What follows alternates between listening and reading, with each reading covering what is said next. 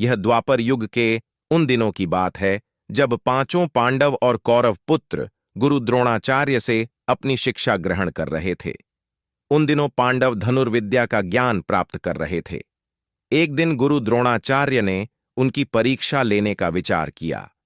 परीक्षा के लिए गुरुदेव ने पांचों पांडव युधिष्ठिर, भीम, अर्जुन, नकुल और सहदेव के साथ साथ कौरवों को भी जंगल में बुलाया और एक पेड़ के सामने ले जाकर खद्दह कर दिया और कहा, शिष्यों, आज आप सभी की परीक्षा का दिन है।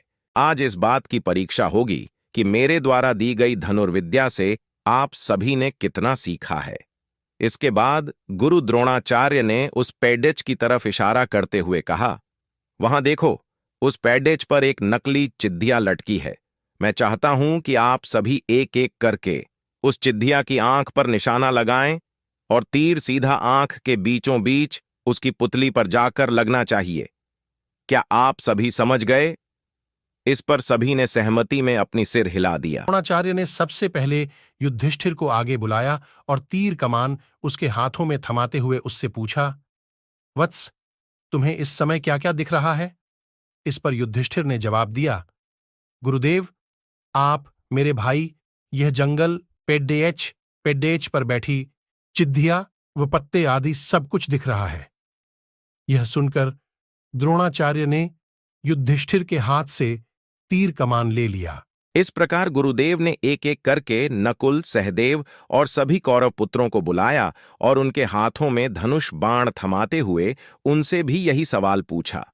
उन सभी का जवाब भी कुछ इस प्रकार ही आया कि उन्हें गुरुदेव, भाई, जंगल, उसके आसपास की चीजें व पेड्डेच। इस प्रकार गुरुदेव ने एक एक करके नकुल, सहदेव और सभी कौरव पुत्रों को बुलाया और उनके हाथों में धनुष बाण थमाते हुए उनसे भी यही सवाल पूछा।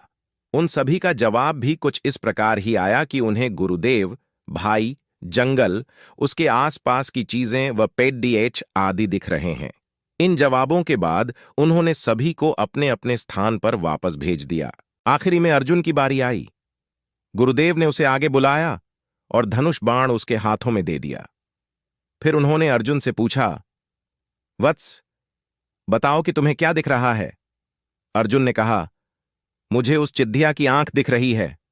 गुरुदेव ने पूछा, और क्या दिख रहा है तुम्हें अर्जुन? मुझे उस चिद्धिया की आंख के अलावा कुछ नहीं दिख रहा गुरुवर, अर्जुन ने कहा।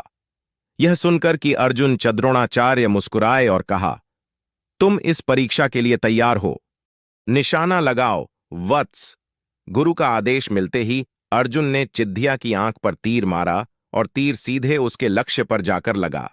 कहानी से सीख बच्चों, अर्जुन और चिद्धिया की आंख की इस कहानी से हमें यह सीख मिलती है कि सफलता प्राप्त करने के लिए हमारा ध्यान सिर्फ अपने लक्ष्य पर होना चाहिए।